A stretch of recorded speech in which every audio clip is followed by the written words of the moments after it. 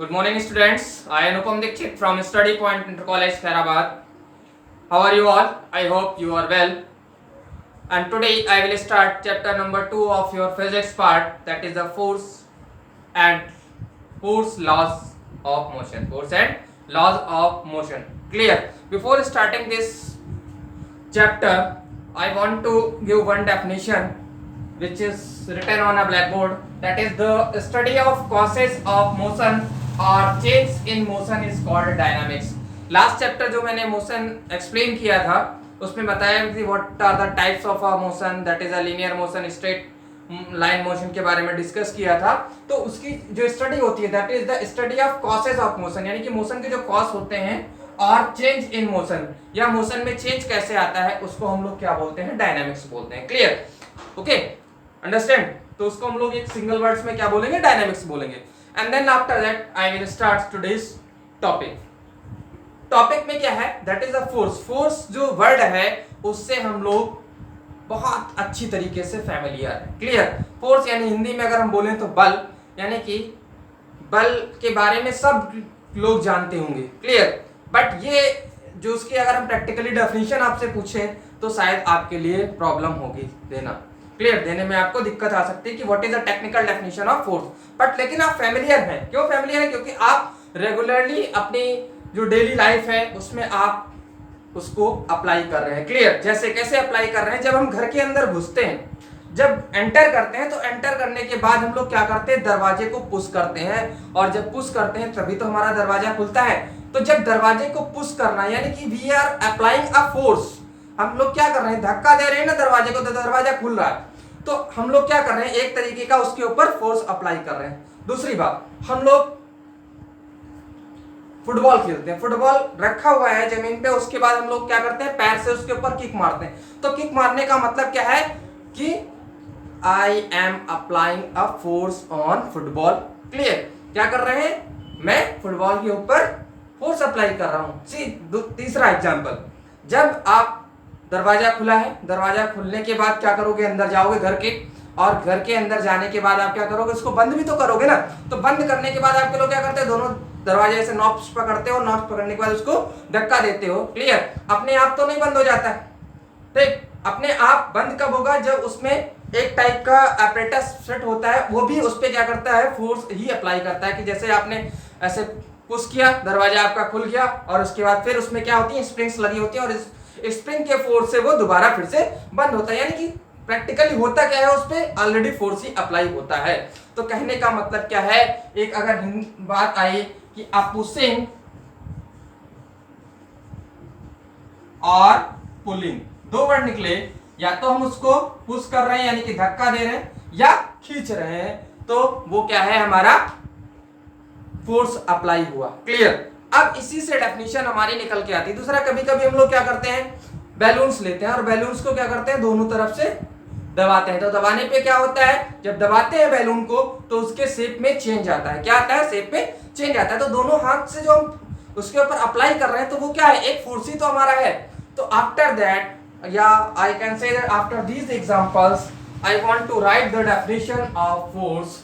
यानी कि फोर्स हमारा करता क्या है, जब हम फोर्स अप्लाई करते हैं तो वो क्या करता है, या तो उसकी जो रेस्ट पोजीशन है उसको मोशन में करेगा, या मोशन में है तो उसको रेस्ट पोजीशन में ले आएगा. जैसे कोई कार खड़ी है, कभी स्टार्ट नहीं होती, तो हम लोग क्या करते हैं, उस पर धक्का देते हैं ना, धक्का देने के बाद वो कार हमारी क्या हो जाती है, स्टार्ट हो जाती है. दूसरा, कार जब चल रही होती है that is in straight line motion, तो ड्राइवर क्या करता है, ब्रेक अप्लाई करता है. ब्रेक अप्लाई करने का मतलब क्या है, वो एक फोर्स ही लगा रहा है उस पर, यानी कि फ्रिक्शन फोर्स लग रहा है जिसकी हेल्प से वो गाड़ी हमारी रुक जाती है. क्लियर?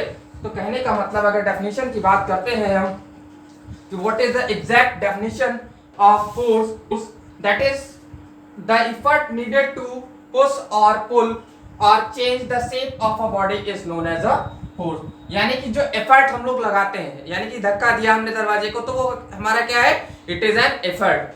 क्या बोला, the effort needed to push, यानी कि धक्का देने के लिए, पुल मतलब खींचने के लिए जो हम लोग एफर्ट लगाते हैं, और चेंज द शेप, किसी बॉडी के चेंज, जैसे बैलून को हम लोग बैलून को दबा के दोनों तरफ से पुश करके क्या करते हैं, उसका शेप चेंज करते हैं, तो वो क्या है, इट इज एन एफर्ट। जो एफर्ट होता है उसी को हम लोग क्या बोलते हैं, फोर्स बोलते हैं। Have you understand? Then after that what are the effects of force. इसके बाद नेक्स्ट डेफिनेशन हमारी क्या आएगी यार, नेक्स्ट टॉपिक जो रहेगा वो क्या रहेगा, इफेक्ट ऑफ फोर्स, यानी कि फोर्स के इफेक्ट्स क्या क्या होते हैं। क्लियर? पहला जो इफेक्ट होता है, फोर्स कैन, नंबर फर्स्ट है कि फोर्स कैन कॉज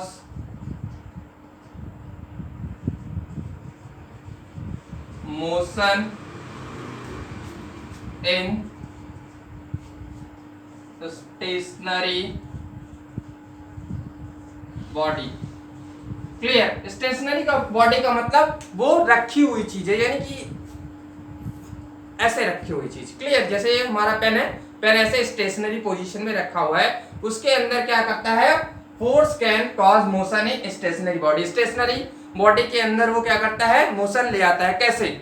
जैसे कोई बुक रखी हुई है टेबल पे, जैसे ये मान लिया ये हमारी बुक है और उस बुक ये टेबल पे रखी है और टेबल पे हम क्या कर रहे हैं, इसको ऐसे पुश कर रहे हैं, तो दैट इज, ये क्या हो रहा है, ये मोशन में हो रही है, यानी कि it change their it's a speed, sorry it's a position. वो क्या कर रही है कि वो अपनी पोजीशन को चेंज कर रही है।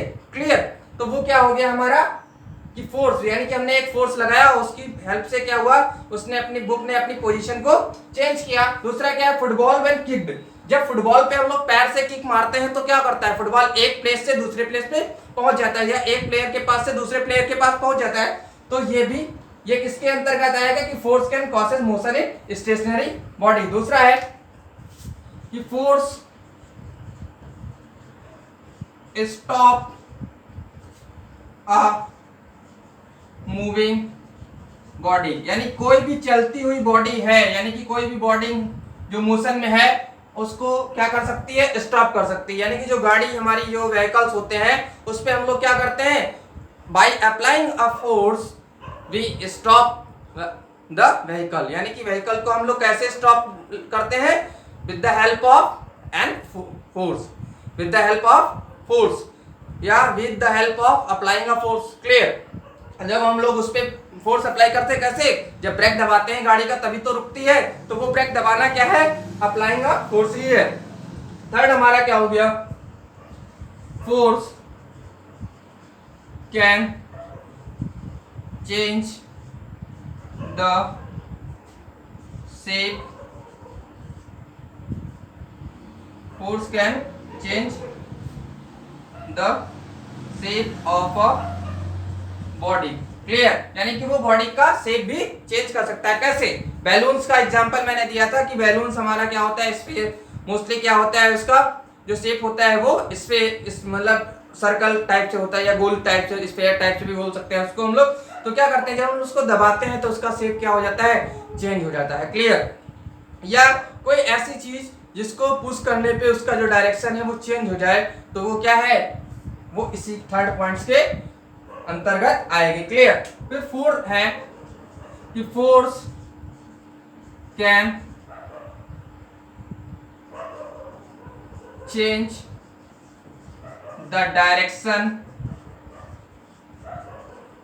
Of moving body. यानी कोई भी बॉडी मूव कर रही है तो उसका वो डायरेक्शन भी चेंज कर देगी। कैसे चेंज कर दी, मान लो कोई गाड़ी जा रही है और अचानक उसके सामने कोई दूसरी गाड़ी आ जाती है, यानी कि कोलिजन होता है, यानी टक्कर होती है। तो टक्कर करने पे क्या होता है, एक गाड़ी ऐसे निकल जाती है, दूसरी गाड़ी ऐसे निकल जाती है। उसका क्या है, वो फोर्स से हम लोग क्या करते हैं, उसका डायरेक्शन चेंज हो जाता है। क्लियर? उसके बाद क्या है, लास्ट पॉइंट कि force can change the speed of a moving body। Clear? बात समझ में आ गई कि force can change the speed of a moving body. अब जैसे किसी बॉलर ने बॉल थ्रो करी किसके तरफ, बैट्समैन की तरफ। बैट्समैन ने क्या किया, अपना बैट उठाया और बैट से बहुत तेजी से हिट कर दिया उस बॉल को। तो कहने का मतलब जिस स्पीड से बॉलर ने गेंद फेंकी, हो सकता है उसकी डबल स्पीड से भी बॉल हिट हो जाए या उससे कम स्पीड से भी हिट हो सकती है। यानी कि बैट्समैन ने अगर डिफेंस किया तो डिफेंस का मतलब उसको बॉल को रोका तो उसकी स्पीड क्या हो गई, रिड्यूस हो गई, और अगर हिट किया तो हिट करने पे यानी कि उसकी स्पीड बढ़ गई। क्लियर। तो this is the some examples related to this points, that means direction change होना और स्पीड चेंज होने के लिए आप एक ही एग्जांपल दे सकते हो। डायरेक्शन कहने का मतलब बॉलर जो रहता है वो सीधी मतलब एक स्ट्रेट लाइन में आपको बॉल थ्रो करता है और थ्रो करने के बाद आप किसी भी डायरेक्शन में बॉल को भेज देते हो, तो वो क्या किया, आपने उस बॉल का डायरेक्शन चेंज किया। दूसरी बात, इसी एग्जांपल से आप ये भी बोल सकते हो कि force can change the speed of moving on. Speed मतलब जिस स्पीड से वो फेंक रहा था उससे कम डिफेंस करेंगे तो स्पीड रिड्यूस हो जाएगी, और अगर आपने बहुत हिट कर दिया उसको तो उसकी स्पीड क्या हो जाएगी, बढ़ जाएगी। क्लियर। तो these are the some effects of forces and this is the definition of force, and after this on behalf of these 5 points I want to give a new definition of a force after this. If you want to note it then please note it.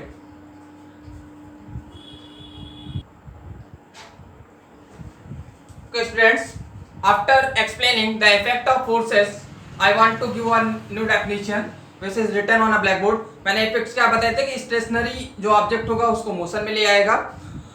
Force can change the shape and size of a body.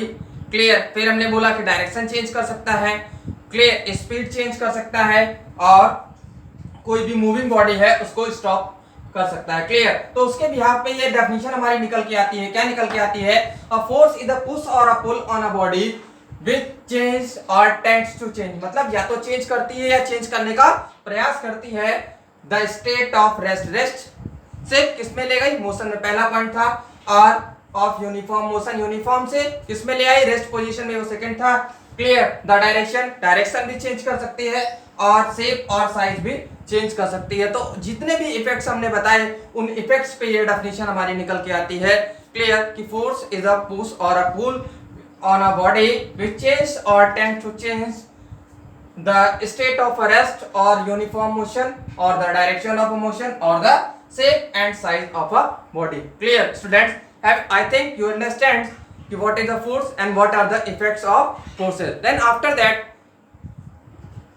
I want to explain what are the types of forces.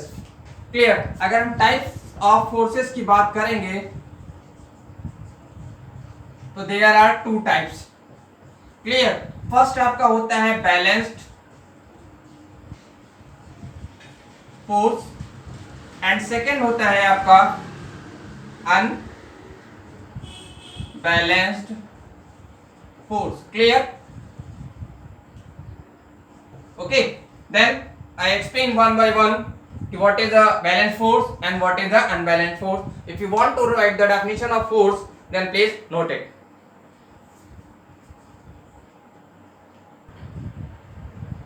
Okay students, what is a balance force. अब हम लोग बात करते हैं कि आखिर balance force होता क्या है। क्लियर।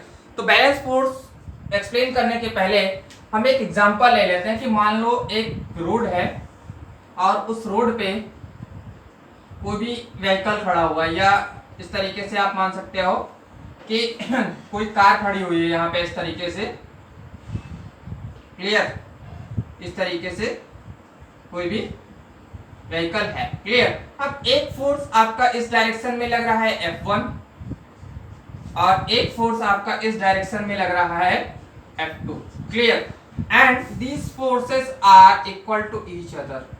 ये फोर्स हमारे क्या है, आपस में इक्वल हैं। तो जब equal forces are acting in opposite direction, मतलब एक आपका अगर इस डायरेक्शन में लग रहा है तो दूसरा इस डायरेक्शन में लगेगा, तो then there will be no change in the state of rest or you can say that in the state of motion।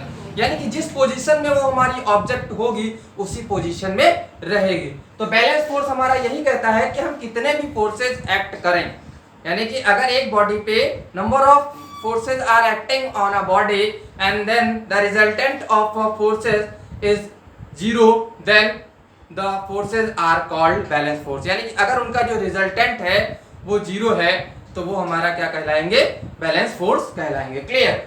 और सेकंड डेफिनेशन अगर हम बात करते हैं कि when a number of forces acting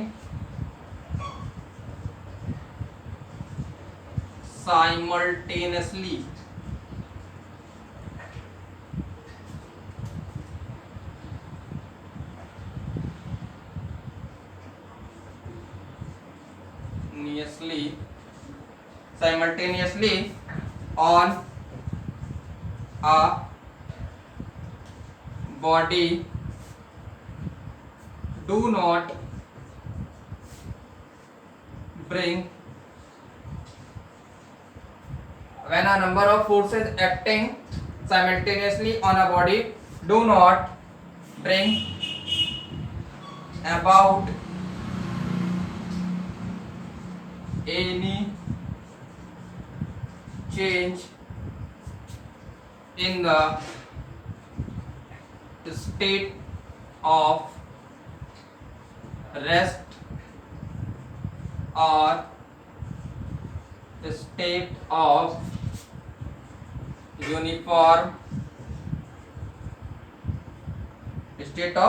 uniform motion along a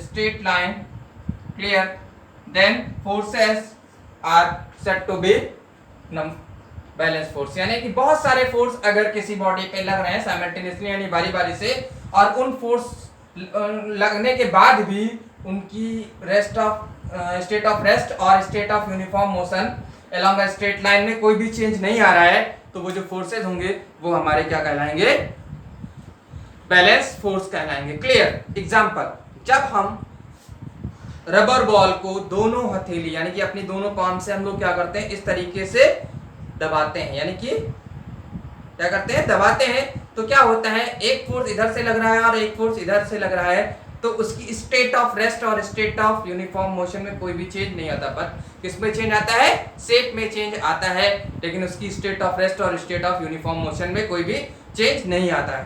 clear. First example हो गया। Clear.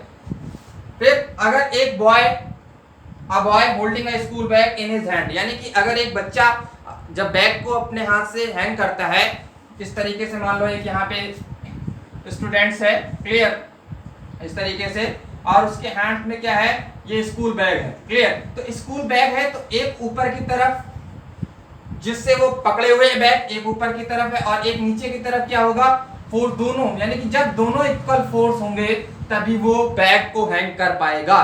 Clear. तो ये क्या है, सेकंड। फर्स्ट एग्जांपल हमने बताया कि आप किसी चीज को, यानी कि एक रबर बॉल को जब आप पुश करते हो दोनों हाथों से बराबर इक्वल फोर्स देते हैं। क्लियर। तो वो एक एग्जांपल हो गया बैलेंस फोर्स का। दूसरा ये है कि a boy is holding his bag in his hand, and third example, a boy trying to push a heavy box along a rough surface, यानी कि अगर हमारा ये मान लिया it is a rough surface, और जब रफ सरफेस पे होगा तो रफ सरफेस पे आप कितना भी फोर्स लगाएंगे तो वो आसानी से क्या होता है, अपनी स्टेट ऑफ रेस्ट को चेंज नहीं करता है। क्यों नहीं चेंज करता है, क्योंकि जो रफ सरफेस होता है it also applying a force on that box पे क्या करता है, वो फोर्स लगाता है जिसकी वजह से वो बॉक्स आगे मूव नहीं कर पाता कितना भी हम फोर्स लगाते हैं। क्लियर। जब बहुत ज्यादा फोर्स लगाते हैं तभी उसी कंडीशन में वो अपनी स्टेट को चेंज करता है। क्लियर। तो these are the some examples related to balance force. पहला क्या बताया हमने, एक रबर बॉल को जब आप पुश करते हो दोनों हाथों से, तो दोनों हाथों से आप क्या करते हो, इक्वल फोर्स लगाते हो। क्लियर। अगर इक्वल फोर्स नहीं लगाएंगे तो वो क्या होगी, बॉल ऐसे उछल के ऊपर निकल जाएगी। कभी भी आप ट्राई कर लिया, अब जब दोनों हाथों से तो बॉल एक ही पोजीशन में, यानी कि उसकी पोजीशन में कोई चीज चेंज नहीं आता है। दूसरा, अगर जो student, a boy is holding his bag or school bag in his hand, ये एक एग्जांपल है। तीसरा हमने बताया कि अगर आप फोर्स लगा रहे हो, यानी कि रफ सरफेस पे किसी बॉक्स को पुश कर रहे हो, तो भी ये एक बैलेंस फोर्स का एग्जांपल हो गया। तो this is the definition of balance force and these are the some examples related to this. Then after that I will explain unbalance force. Okay students, after explaining balance force I will start unbalance force. अब balance force में हमने क्या बताया था कि एक object है और उस पे दोनों इक्वल फोर्स एक्ट हो रहे हैं. अब यहाँ पे हमने क्या किया कि F1 is greater than F2 when we apply to unequal forces on a body. Clear. अगर हम अनइक्वल यानी कि वो आपस में बराबर नहीं है, यानी कि एक जो फोर्स है वो दूसरे से ज्यादा है, तो अगर इस व्हीकल पे हम लोग अप्लाई करेंगे तो जब ये फोर्स हमारा ज्यादा है तो ये क्या करेगी, जो व्हीकल है वो इस डायरेक्शन में मूव करना स्टार्ट. अगर ये रेस्ट पोजीशन में है तो वो अपनी रेस्ट पोजीशन को छोड़ के किस पोजीशन में आ जाएगी, it becomes in a motion, यानी कि मोशन में आ जाएगी. क्लियर. तो अब इसके डेफिनेशन क्या बन के आती है कि when a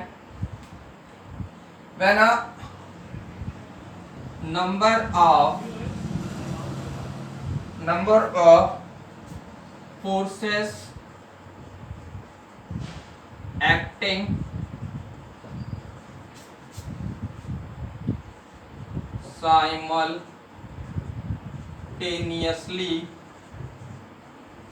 simultaneously on a body bring about a change in its state of rest,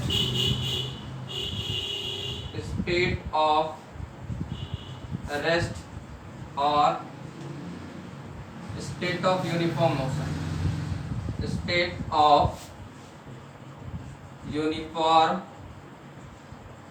motion, along a straight line. Clear. These forces are called, after that you write, these forces are called unbalanced force. Okay. क्या हुआ definition? When a number of forces acting on a body simultaneously on a body, when a number of forces acting on a body bring about a change in a state of rest or a state of uniform motion along a straight line, then these forces are called unbalanced force. Or you can say that when a number of forces acting on a body, then the resultant of these forces is will not be equal to 0. Clear.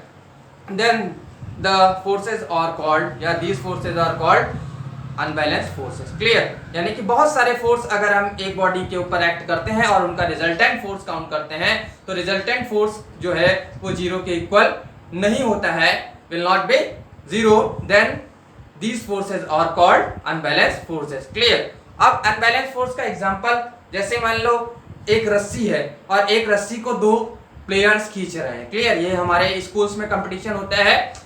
Clear. तो एक तरफ से कुछ boys हमारे उस रस्सी को खींच रहे हैं, दूसरी तरफ से कुछ बॉयज या दो सेक्शन है हमारे क्लास के, तो एक सेक्शन इस साइड से लेफ्ट से खींच रहा है, दूसरा राइट से खींच रहा है. तो जिस डायरेक्शन में या जिस डायरेक्शन के जो फोर्स होगा वो ग्रेटर होगा अदर डायरेक्शन से, तो उस डायरेक्शन में क्या होगा, वो खींच ले जाएंगे उस रस्सी को. क्या करेंगे, खींच ले जाएंगे. यानी कि these are winner, these will be winner. तो ये होता है ना कि भाई जिधर मान लो हमने रस्सी खींची, तो अगर हमारा फोर्स आपसे ज्यादा है तो हम क्या करेंगे, रस्सी को खींच लाएंगे, या आपका फोर्स हमसे ज्यादा है तो आप उस रस्सी को खींच ले जाओगे. तो this is the example related to unbalanced force. Clear. अब मान लिया दूसरा एक एग्जांपल है.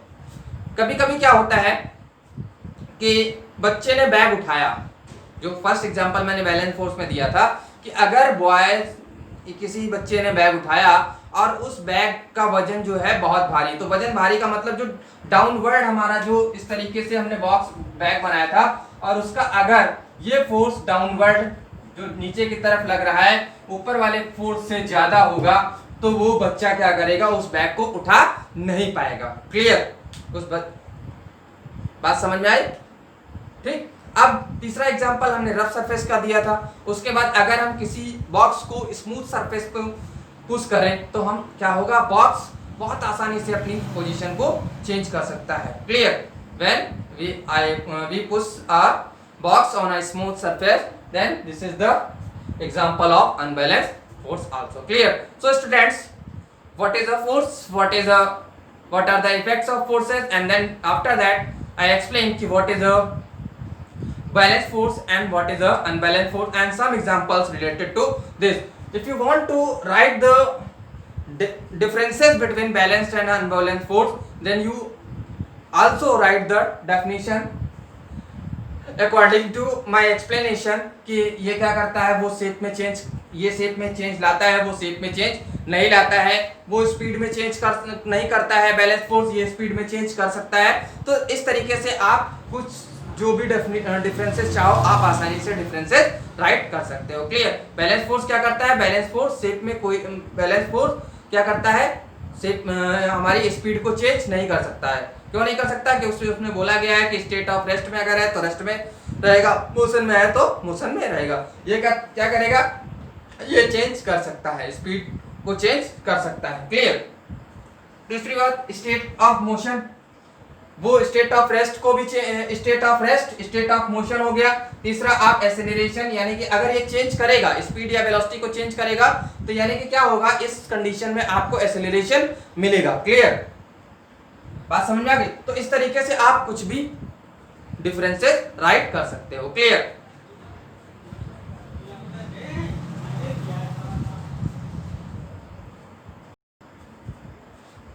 Okay students, I think you have noted the definition of unbalanced force. So students, in today's class I explain what is force, what are the effects of forces, then I give two definition of force. First on efforts basis वाली जो definition दी थी, then फिर effects के basis पे एक definition मैंने write कराई आपको. Clear? Then after that I explain कि what are the types of forces, that is a balanced and unbalanced force. Clear? Please refer your NCERT books and try to write the differences between balanced and unbalanced force. Okay? And in last I again say to you to please give support to me by share, subscribe and like my channel Anuj Classes. Thank you. Have a nice day.